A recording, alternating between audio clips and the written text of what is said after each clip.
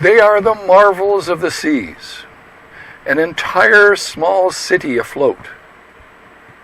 For many, cruising on these ships is something to dream about, a magical cruise to far-off exotic places, romance, adventure, unsolved deaths.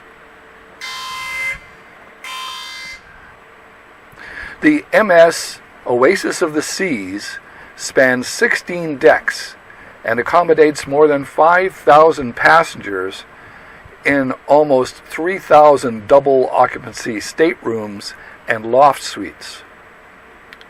The ship also has 2,300, almost 2,400 crew for a total of almost 8,000 people on board. Passengers can enjoy the fleet's new neighborhood concept of 7 themed areas containing a variety of restaurants and bars. Decks 6 to 14 include staterooms, and the 2 top decks house multi-level loft suites.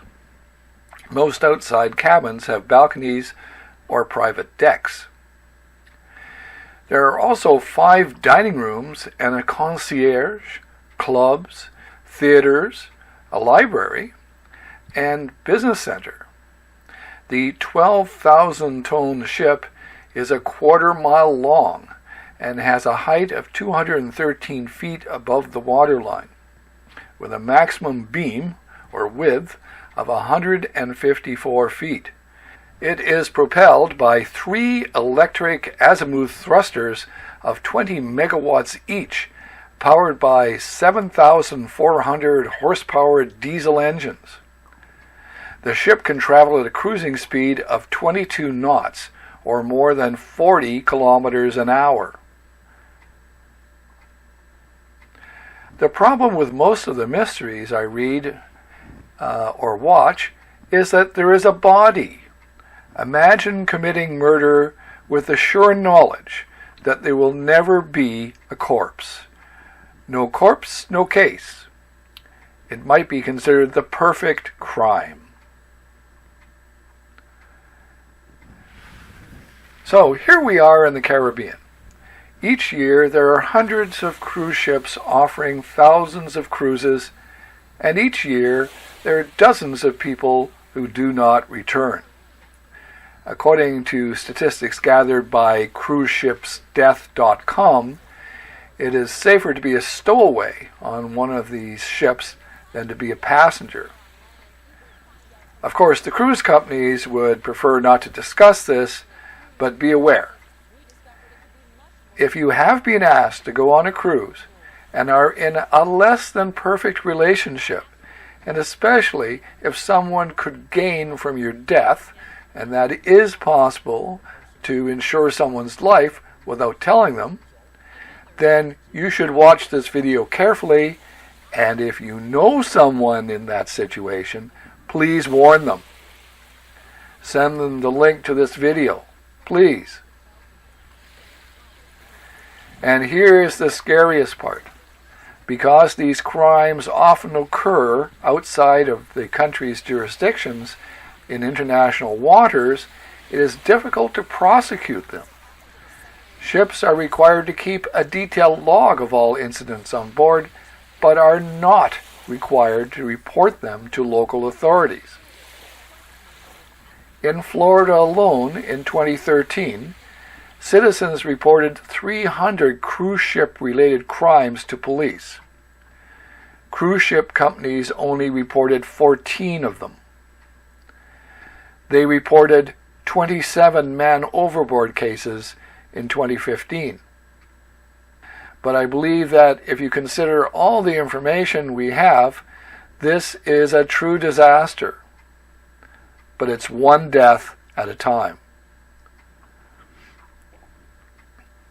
As far back as October 26, 1947, we know of the case of English actress Eileen Gay Gibson, 21, who was murdered aboard the Durban Castle by a ship's steward, James Camb, 31, who then shoved Miss Gibbons out the porthole of her first-class cabin.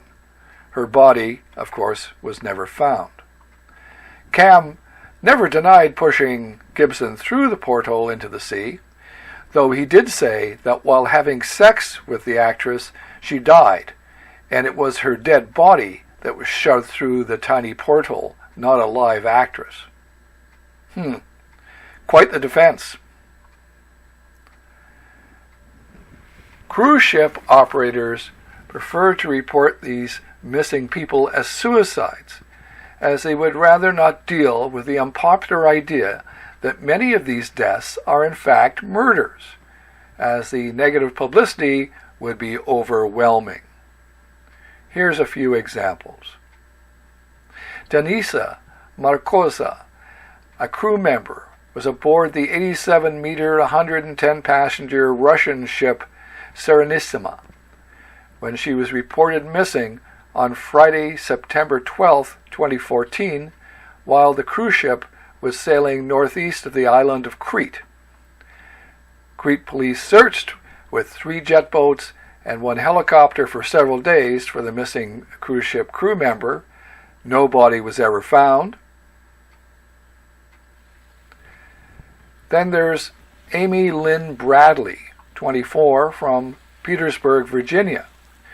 She was on a Royal Caribbean Cruise Line's Rhapsody of the Seas on May 24, 1998, but was never seen disembarking. Her family believes she is still alive because she disappeared while the ship was close to port. She was last seen by her father at approximately 5:15 a.m., and the ship was completely docked by 6 a.m. Amy reportedly was seen by another woman around 5:30 or 5:45 a.m. entering the disco. There are unconfirmed reports that Amy has been sighted on land saying she needed help. What is known is that the last person to see Amy in the early hours of the morning was a cruise ship band member of a group known as Blue Orchid. His name was Yellow. There were 4 other crew members who spent time with Amy during that cruise.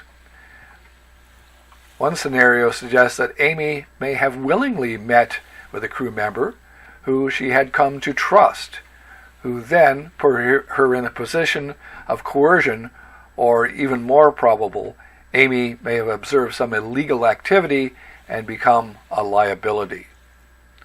The ship had docked before she was reported missing, and her parents cling to the idea that she went ashore unwillingly. She has never been found. Sisters of Ariba Amani, 47, from Port Moody, British Columbia, Canada, are asking the United States Federal Bureau of Investigation, the FBI, to keep the case of their missing sister open. Amani was on a short Bahamas vacation that began with a cruise aboard the Bahamas Celebration and then onto a resort in the Grand Bahamas with her boyfriend, Ramiz Golshani, 46, who reported her missing. First reports of a woman overboard from a cruise ship were vague, saying only that she was in her 40s and from Canada. Her sister said they feared for Fariba's life before she left on the cruise with her boyfriend because the relationship was tenuous. Golshani said the 2 parted ways aboard the ship. On the night she went missing, he went to bed around 1 a.m., and Amani was supposed to follow. He told investigators when he awoke at 8 a.m. she'd still not come to bed, so he reported her missing. Celebration Cruise Lines say that the crew searched the ship to no avail. Amani has never been found. George Allen Smith IV disappeared during his honeymoon on a Royal Caribbean cruise on July 5, 2005. Smith's wife, Jennifer Hagel-Smith, who remarried in 2009, by the way, was criticized for her conduct on the night of his disappearance, though she contends that she believed his disappearance was an accident caused by her late husband's intoxication. The Smith family alleged in a lawsuit that the cruise line delayed reporting the incident to the FBI, didn't preserve the crime scenes, and deliberately portrayed the incident as an accident. The cruise line called the lawsuit false and frivolous, the allegations, saying they were thanked by the FBI for their assistance in the case. In January 2007, however, Smith's widow reached an agreement with the Royal Caribbean for $1.08 million. Royal Caribbean denies any wrongdoing and does not admit to any liability in the case. Jason Gregory Rapp, 42, from Olympia, Washington, was cruising aboard Holland America Line's cruise ship Eurodam on Thursday, November 29, 2012, when he was reported missing. The Eurodam was sailing from St. Thomas in the U.S. Virgin Islands to the Bahamas when he went missing. The United States Coast Guard was notified by Eurodam's captain that Rapp's wife, Tina, had reported him missing. Mr. Rapp's hat was found on the deck, where it is assumed he went overboard near Half Moon Cay, Bahamas. A search by sea and air was launched. He has never been found. Jorge Alberto Lopez Amores, 26, was sailing aboard the MSC Divina when reportedly he jumped from the 15th deck while the cruise ship was off the coast of Brazil around 5 p.m. on Wednesday, June 18, 2014. He was the son of a prominent attorney and lived in Mexico City and studied at Universidad de Valle de Mexico.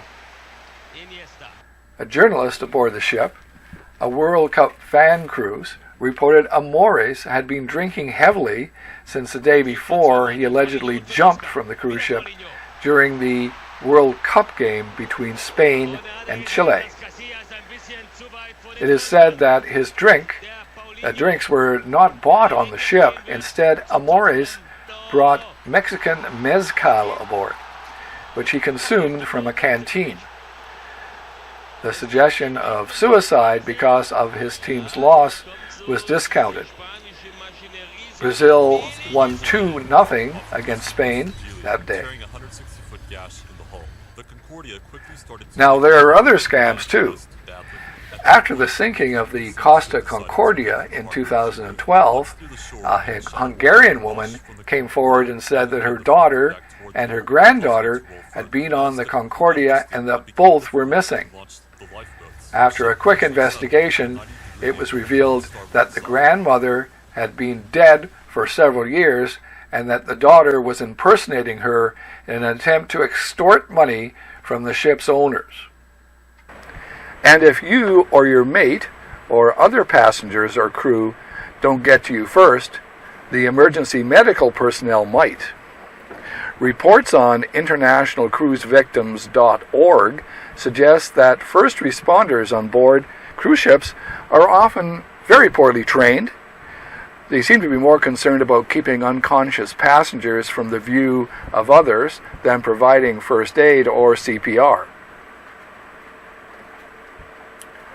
Coming onto a cruise ship with a pre-existing condition can also be expensive. One British passenger was charged almost $300 to fill her $8 blood pressure medication. Another was charged $3,600 to treat a simple case of sinusitis.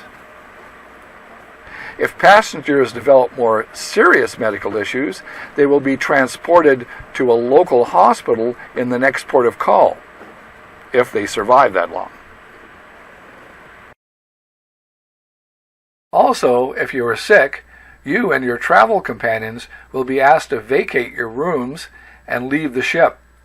Many travelers report not being refunded for the remainder of the cruise and having to pay extras for airfare to get back home from the port at which they were disembarked.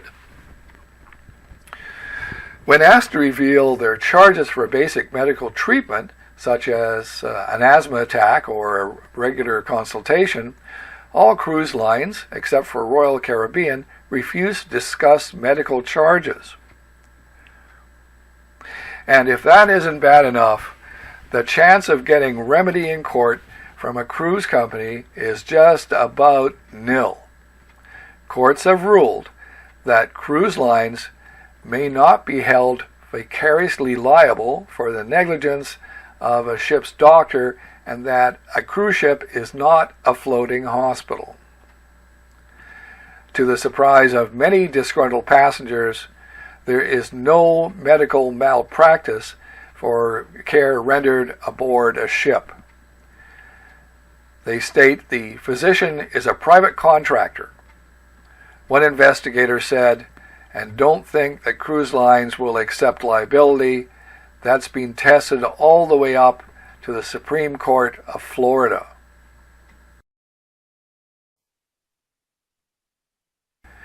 Cruise ships, however, are not required to have permits to dump raw sewage into the ocean, and they are not required to monitor or even report what they release into the ocean. As a result, neither government nor the public really know how much pollution is released, and there are no means for enforcement. The average cruise ship with 3,000 passengers and crew generates about 30,000 gallons of human waste and 255,000 gallons of non-sewage, or what they call gray water, every day. Cruise ships are allowed to release treated sewage almost anywhere they sail. They are also permitted to release untreated gray water, non-sewage waste, water from galleys, dishwashers, baths, showers, sinks, and laundries, that may also contain dangerous chemicals such as sulfates. Cruise ships are required to have onboard waste treatment systems known as marine sanitation devices, or MSDs. The industry is required to keep logbooks of their discharges, but are not required to monitor the quality of the waters into which they routinely dump their waste. The average cruise ship also produces 7 tons of garbage and solid waste every day. The average cruise ship with 3,000 passengers and crew generates 37,000 gallons of oily bilge water every day. Oil discharged within 12 miles of shore must leave no visible sheen and measure less than 15 parts per million. Beyond the 12-mile limit from shore, ships may release oily waste that measures less than 100 parts per million. Ships must also record the disposal of oily residue and bilge water. The average cruise ship, with 3,000 passengers and crew, generates air pollution equivalent to 12,000 automobiles every day. It's like every passenger driving 4 cars at once all day. Nearly every cruise ship that operates in the U.S. flies a flag of convenience. Because these ships are registered in countries like Panama, Liberia, and the Bahamas, they enjoy weak environmental regulations, lax labor laws, and low taxes that those countries provide. In the U.S., under the Clean Water Act, cities and industries are required to obtain a permit to treat and discharge waste. These permits ensure that sewage treatment systems are effective, and that both the U.S. Environmental Protection Agency, the EPA, and the public know how much pollution is actually being discharged. One cruise line, Royal Caribbean, even argued in U.S. federal court that because its ships are registered outside of the United States, that they are not subject to U.S. environmental laws, even when operating in U.S. waters. Fortunately, The court rejected this argument. Royal Caribbean eventually pleaded guilty and paid an $18 million fine. Bon voyage, babies!